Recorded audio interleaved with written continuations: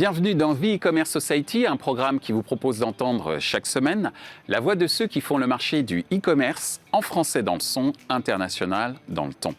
Une émission avec pour partenaire média e-commercemag.fr. Ce contenu est accessible également en podcast sur les principales plateformes d'écoute. Cette semaine, notre thème est le suivant: comment vendre sur les réseaux sociaux.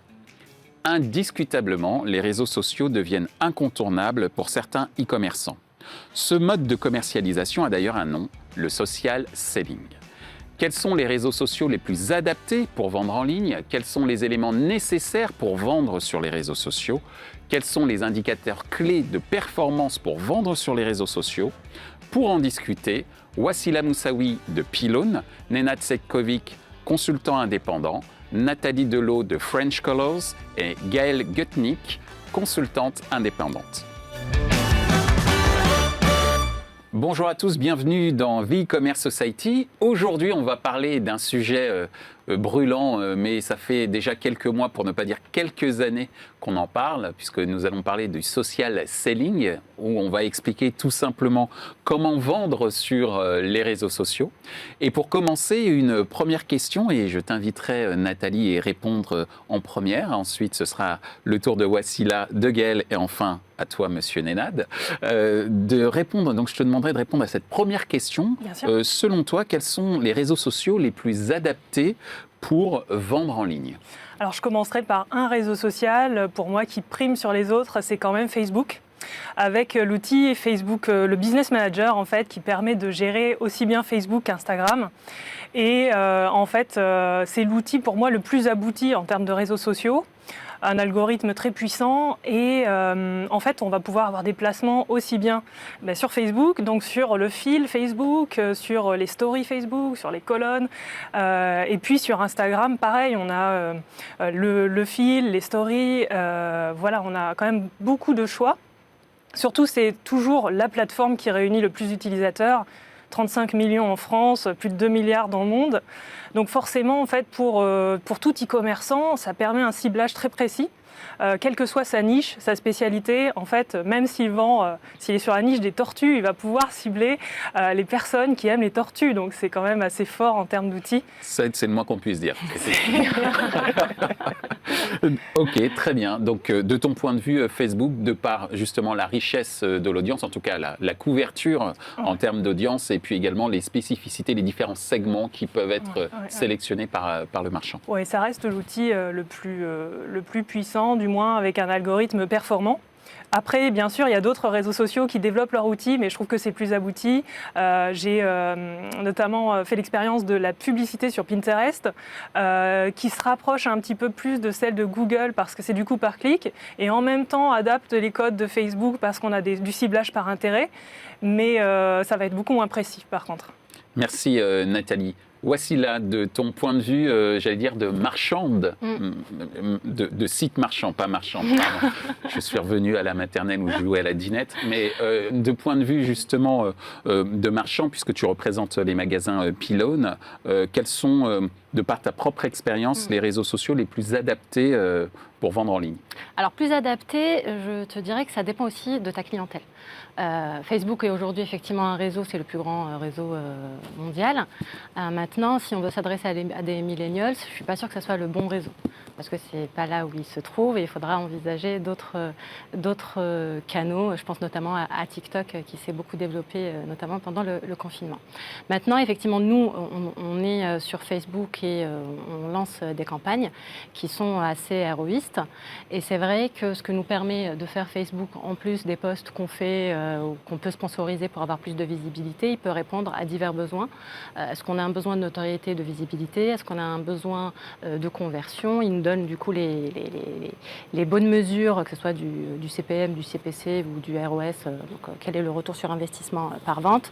Et il nous permet aussi de capter nos visiteurs, ce qui nous permet aussi de réduire nos coûts parce qu'on sait d'emblée que c'est des clients qui sont déjà en affinité vis-à-vis de la marque. Merci Wassila pour ton point de vue concernant les réseaux sociaux les plus adaptés aujourd'hui pour vendre en ligne. Alors Gaël, on a beaucoup parlé de Facebook à travers le témoignage de Nathalie et de Wassila, et il semble que tu en viens, tu en viens, même si aujourd'hui tu es devenue consultante indépendante, et tu es en plus passée par le BHV auparavant, où tu as justement monté l'entité online, on va dire, du BHV. Et donc de ces deux expériences, quels sont pour toi les réseaux sociaux les plus adaptés pour vendre en ligne ?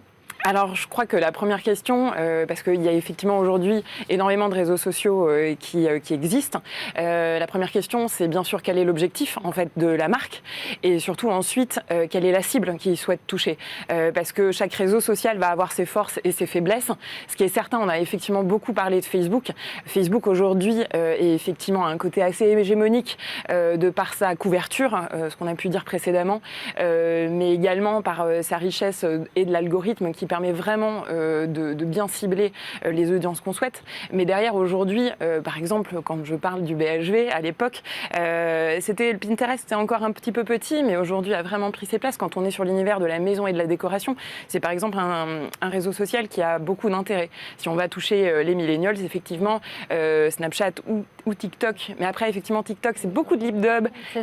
C'est très difficile de faire du placement produit pour une marque. C'est compliqué. Qu'ils vont s'adapter, Ils sont en train, effectivement, d'essayer, mais souvent ça permet justement aussi d'emmener vers un autre réseau social. Ou alors moi j'ai pu voir en étant chez Facebook que sur Instagram aussi des marques faisaient de la pub pour aller sur TikTok. Donc aujourd'hui il y a aussi une sorte d'interdépendance des réseaux sociaux, parce qu'on sait que chaque réseau social va être utilisé d'une manière différente. Et aujourd'hui les gens n'utilisent pas un seul réseau social, je l'ai vu chez Facebook. Aujourd'hui Facebook, même si on a l'impression que Facebook chute un petit peu, parce qu'on a l'impression que c'est un petit peu moins sexy par rapport à Instagram ou Snapchat ou TikTok. C'est un réseau social qui continue de croître. Les gens continuent d'y aller tous les jours. Mais en fait, c'est un réseau social qui a une utilité qui est différente de celle, par exemple, d'Instagram ou de Snapchat. On va y aller pour le côté communautaire, pour le côté achat et tendance, et vraiment après, pour le côté plus regarder les produits, s'informer, on va aller effectivement plus sur Instagram ou sur Pinterest. Et après, pour se divertir, on va aller sur TikTok ou sur Snapchat pour plus s'amuser. Voilà. Merci à toi Gaël. Alors Nenad, ton point de vue justement sur les réseaux sociaux les plus adaptés pour vendre en ligne? Eh bien, il y en a plein des réseaux sociaux en fait, parce que là je vais éviter la redite sur Facebook, mais le vrai point il est que c'est un peu le défaut de l'internet, c'est que quand ça devient commun et populaire, c'est peut-être le lieu qu'il faut éviter, parce que finalement c'est plus si bon marché que ça. Donc le vrai problème aujourd'hui de Facebook, c'est le problème qu'avait Google il y a quelques années, c'est que ça devient cher. Donc aujourd'hui en effet le bon réseau, c'est peut-être le réseau où on peut trouver sa cible et au meilleur coût. Donc je vais prendre des exemples. En effet, c'est clair que les volumétries qu'on va voir sur un Pinterest, qui est vachement plus récent en termes de e-commerce, sont différents, mais c'était des publics qui venaient pour chercher du produit, des choses comme ça, donc il y a une affinité. Dans des secteurs, je pense, comme la décoration, il doit y avoir une transformation qui est excellente. Un TikTok, ou plutôt son équivalent chinois de Douyin, est en effet aujourd'hui en train d'émerger avec une nouvelle forme de e-commerce, autour en effet du chant, etc. Mais après tout, voilà, les biens aussi, la musique, c'est un bien de e-commerce. Et aujourd'hui, j'accompagne une société qui s'appelle Pintos dans le secteur de TikTok, qui est l'analytics. Et donc aujourd'hui, toutes les majors du disque veulent vendre de la musique au travers de cette plateforme. Ça, c'est le point. Et puis après, il y a des segments qui émergent. Un acteur qu'on n'a pas cité aujourd'hui parce que personne ne l'a vraiment dans son radar, c'est un Twitch, qui est la marketplace de jeux d'Amazon, et où aujourd'hui on était véritablement dans le jeu vidéo, qui a émergé d'ailleurs pas mal avec le confinement, puisqu'on a vu des stars commencer à diffuser leurs aventures en live sur la plateforme, et qui est aujourd'hui une plateforme qui est utilisée beaucoup dans l'univers du gaming, beaucoup dans l'univers du streetwear, et sur une population qui est en effet assez jeune. Et je pense qu'il y a encore tout à faire, mais demain matin, j'aurai une marque streetwear, je me dirais très clairement comment je vais investir cet univers-là, plutôt que d'aller bourriner sur de la data Facebook ou Google. Alors, point intéressant, c'est effectivement, je reprends ce que vous avez dit, trouver sa cible aussi, trouver ses objectifs, et exactement aussi regarder s'il n'y a pas un meilleur rapport qualité-prix. On parlait de coût, mais c'est peut-être aussi le retour sur investissement et l'affinité, bien sûr, à travers effectivement le streetwear que tu évoquais tout à l'heure. On est d'accord que Facebook, bon, ok, est assez hégémonique et bon, peut-être pour tester au départ, ça peut être intéressant et qu'aussi sur certains secteurs d'activité, on a parlé de la maison et de la déco, un Pinterest aussi a une belle carte à jouer. Comme dans le média, on va être dans une combinaison de Totalement, réseaux une sociaux. sorte de mix non plus média, mais mix RS réseaux sociaux, Ouais. on va dire. Et puis ce un genre de dernier choses. réseau social qu'on n'évoque pas, mais un Amazon, quelque part avec la data aujourd'hui qu'il a ses utilisateurs, est-ce que c'est un réseau social ou un média pur? C'est une bonne question. Ce qui me permet de faire la transition avec la seconde, c'est-à-dire qu'une fois que j'ai trouvé le réseau social qui me va bien, moi en tant que marchand, quels sont les éléments nécessaires que j'ai à rassembler pour pouvoir commencer à vendre sur les réseaux sociaux de ton point de vue, Nathalie?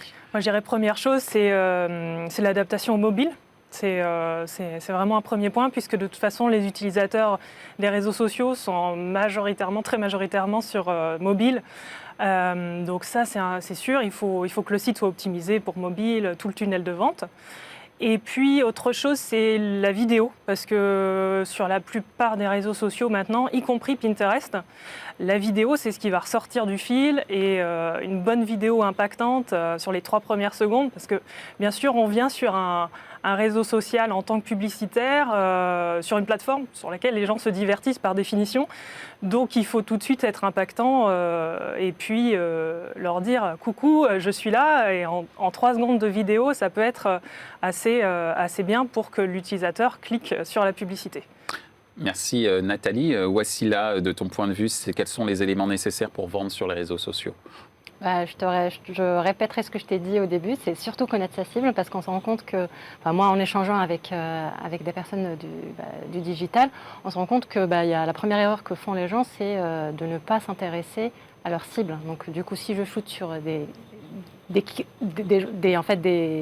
internautes qui sont ni mes clients, ni mes prospects, je perds de l'argent. Donc je pense que pour moi, le plus intéressant, c'est de savoir déjà à qui on s'adresse, pourquoi on le fait. Est-ce qu'on le fait dans un besoin de visibilité ou vraiment de conversion et de performance? Et après, effectivement, sur les contenus, c'est très important. Maintenant, sur la vidéo, il y a des réseaux sociaux, notamment YouTube, qui sont très, qui donnent de la visibilité aux vidéos, mais je pense aussi à Instagram, où en l'occurrence, aujourd'hui, l'image, vraiment l'image très chiadée, reste quand même assez performante. Et puis, le discours. On a le contenu, mais on a aussi tout le discours qu'on peut avoir et qui soit surtout en ligne avec toute notre ligne éditoriale. Parce que si on dit une chose sur Instagram, qu'on dit autre chose sur le site, et encore une troisième chose en boutique, nous en l'occurrence pour ce qui est de nos réseaux boutiques, l'idée est vraiment d'avoir un discours et une communication cohérente partout sur tous les touchpoints de nos clients. Merci Wassila. De ton point de vue, Gaëlle, alors, quels sont les éléments nécessaires pour vendre sur les réseaux sociaux? Alors, je vais essayer de compléter ce qui a déjà été dit et pas faire trop de répétitions. Non, mais là, on joue à fond la complémentarité sur ce plateau. Eh ben, c'est parfait. Ce que je dirais, effectivement, en venant compléter ce qu'a dit Wassila précédemment, c'est effectivement, il faut absolument bien connaître sa cible parce que le discours qu'on va apporter et ce qu'on va apporter comme message et comme contenu, il faut vraiment le faire par rapport à sa cible. Et c'est pas parce qu'on vend un produit qu'on ne va pas pouvoir aller raconter ou par exemple mettre une recette ou aller faire un cours de sport. C'est la cohérence justement du message et en tout cas de l'identité de marque qu'on a envie de faire passer et surtout quels sont les objectifs. Est-ce qu'on a envie de faire du branding? Est-ce que j'ai envie de faire de la conversion? Parce qu'à ce moment-là, le contenu ne va pas du tout être le même.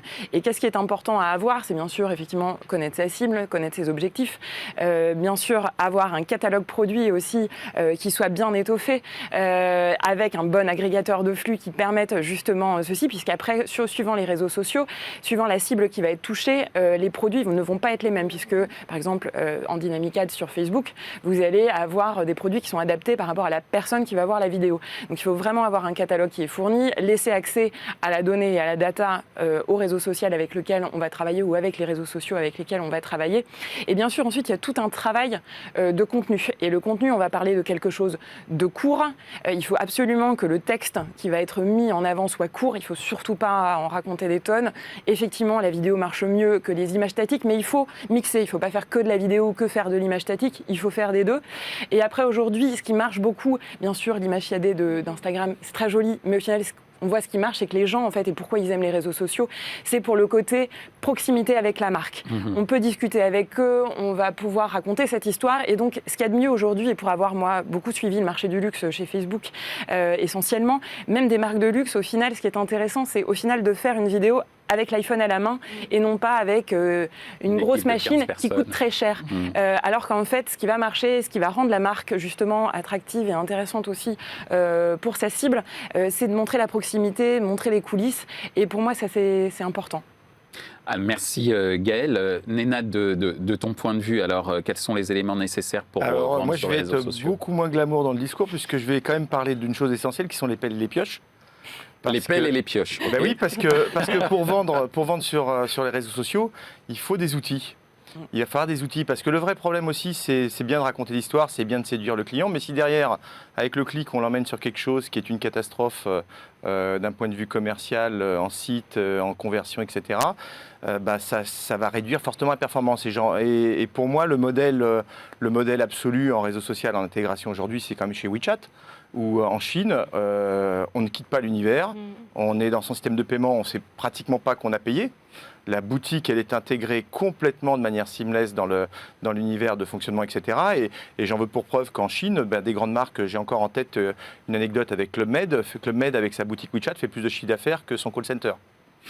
Donc le vrai point, il est là, c'est qu'il faut intégrer. Alors aujourd'hui, on voit des approches parce qu'un Facebook, on voit ces dernières semaines, ils ont annoncé un partenariat avec Shopify en disant à messieurs, les PME, PMI qui voulaient vendre, vous allez être intégrés directement via Facebook, vous n'allez pas bouger. Et puis tiens, on a aussi Facebook Pay qui, pour l'instant, c'est WhatsApp Pay qui est sorti.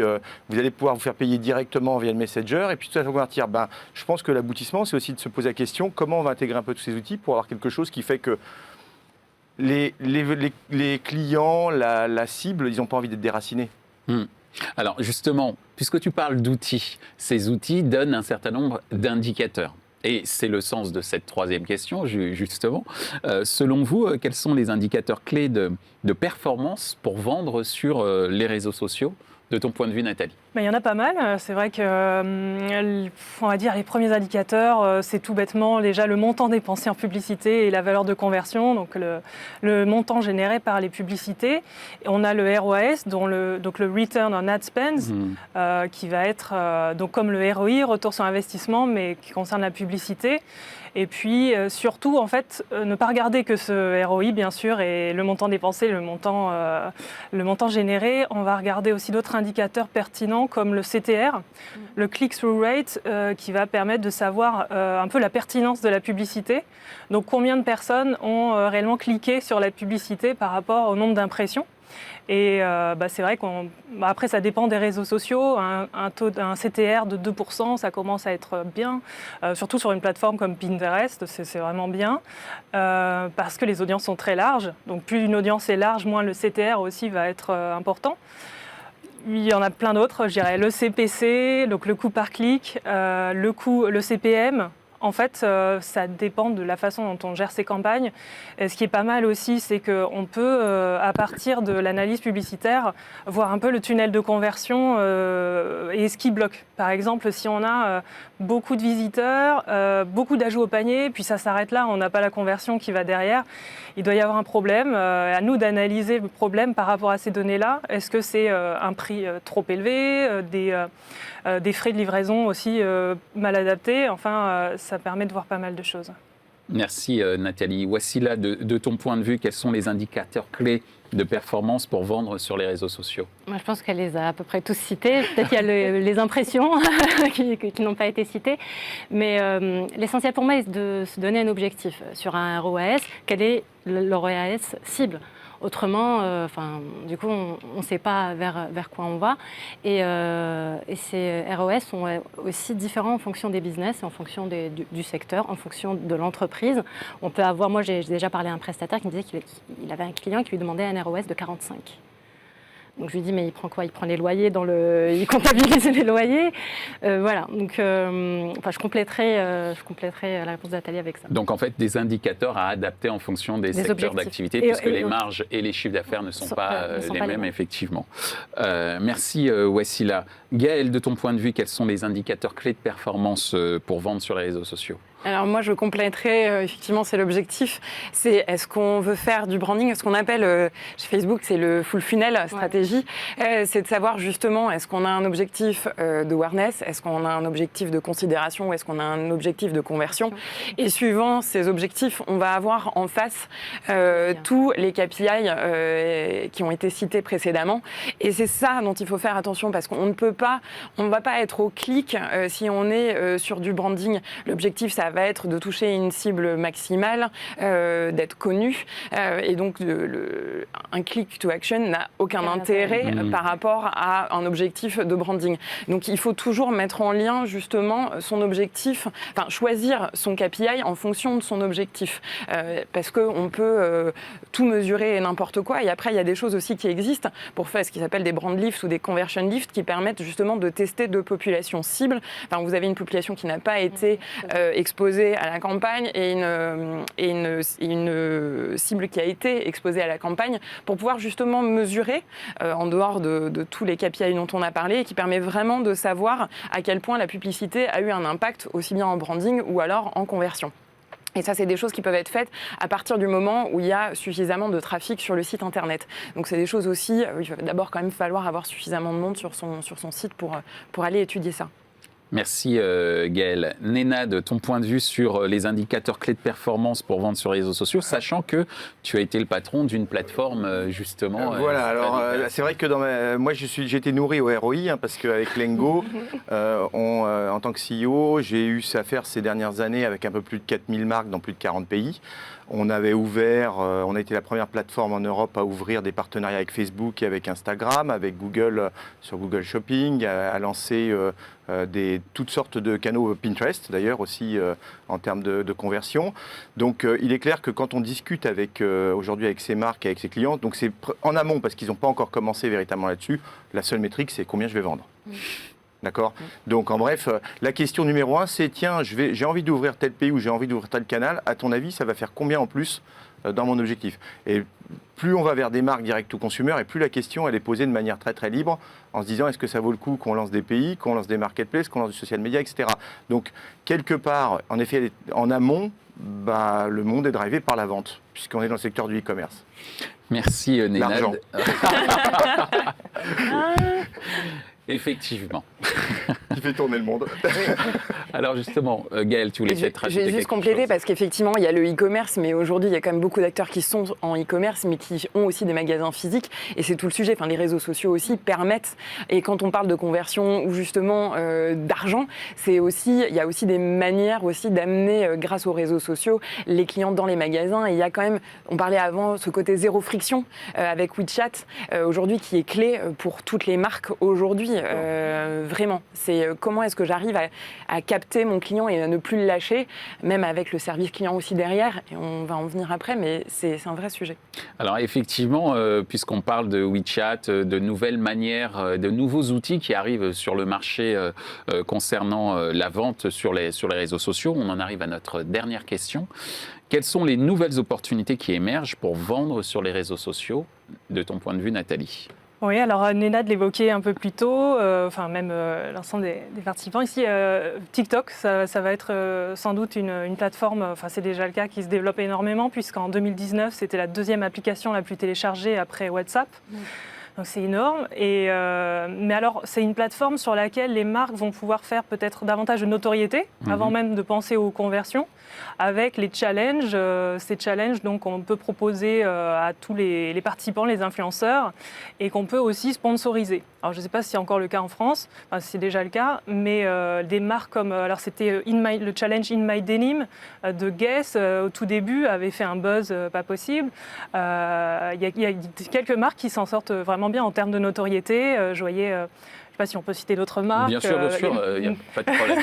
Merci Andy. Je voyais qu'ils ont un compte TikTok avec un vrai respect des codes TikTok, parce que c'est vrai que la plateforme a vraiment ses codes, la créativité, l'authenticité. Donc elle a fait appel à sa stagiaire, tout simplement, pour alimenter le compte TikTok. Ils en sont à 200 000 abonnés assez rapidement. Alors là, sur le ROAS, on est bien là. Je pense, parce qu'on Ça sait dépend comment le mesurer. ça dépend de ton objectif.